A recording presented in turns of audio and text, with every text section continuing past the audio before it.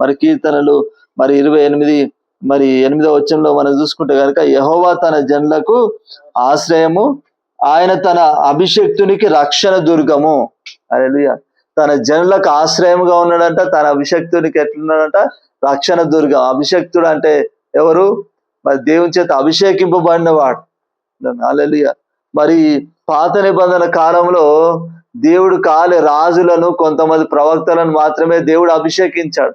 హల్లెలూయా. మరి ఇప్పుడు యేసు ప్రభునందు విశ్వాసం ఉంచిన ప్రతి ఒక్కరు కూడా ఎవరు?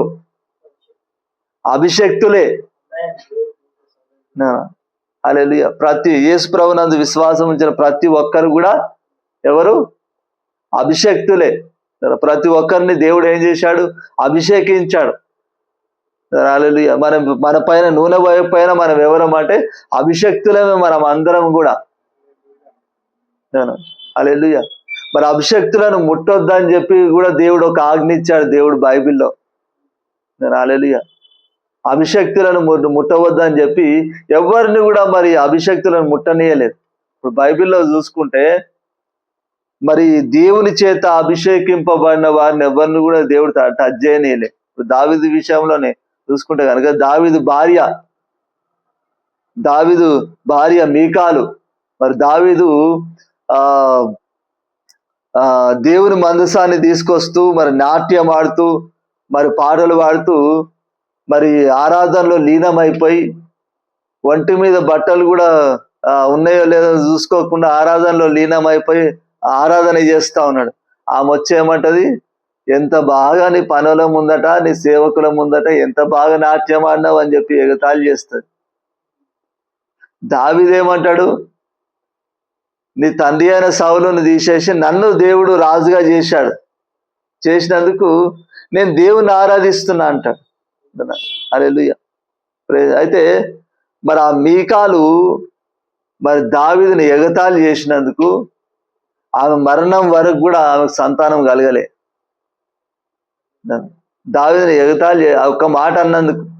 అంటే మరి దేవుడు అభిషేకించిన వారిని దేవుడు ఒక్క మాట కూడా దేవుడు అననీయాడు. అన్నవారిని అస్సలు వదిలిపెట్టాడు. మరి నాబాల్ అనే వ్యక్తి ఏమంటాడంటే దావీదెవరు, యెషై కుమారుడు ఎవరో తెలియదు పో అంటాడు. మరి దావీదుతో ఉన్న 400 మంది అడవిలో మరి ఆ నాబాలు గొర్రెల కాపరులను కాపాడుతారు, సింహాల నుంచి కాపాడి దావీదు మరొక మనిషిని పంపించి ఏమంటాడంటే మరి నీ గొర్రెల కాపరులను మేము అందరం కూడా కాపాడినాం కదా, మాకు కావాల్సిన ఆహారం పంపించు అని చెప్పి మరి దావీదు మరి ఒక మనిషితోటి మరి పంపిస్తాడు. అయితే ఆయన ఏమంటాడు? ఎంతో మంది ఉన్నారు, మరి యజమాని దగ్గర నుంచి పారిపోయి వచ్చిన వాళ్ళు ఎంతమంది ఉన్నారు. యెషై ఎవరు? దావీదెవరు? యెషై కుమారుడు ఎవరు తెలియదు పో అని చెప్పి వెళ్ళగొడతారు. దావీదు చాలా బాధ అవుతుంది, కోపం వస్తుంది. దావీదు అనుకుంటాడు మరి ఈ దినమున మరి ఆ నాబాలు ఇంట్లో ఒక మగ పురుగు కూడా ఉండొద్దు, అందరిని చంపేస్తా అని చెప్పి మరి కత్తులు కటారాలు అన్ని కూడా తీసుకొని 400 మందిని తీసుకొని బయలుదేరుతారు. అయితే మరి ఈ జరిగిందంతా కూడా నాబాలు భార్య అయిన అబిగయిలు తెలిసి అబిగయిలు ఏం చేస్తుందంటే మరి దావీదుకి కావాల్సిన ఆహారం తీసుకొని వచ్చి మరి దావీదుని క్షమాపణ కోరుతుంది. అప్పుడు దావీదు తిరిగి మరి వెళ్ళిపోతాడు, దావీదు వదిలేసి.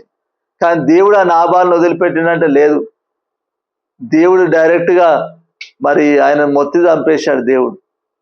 హల్లెలూయా. అంటే మరి అభిషక్తుల విషయంలో దేవుడు అంత జాగ్రత్త తీసుకుంటాడు దేవుడు.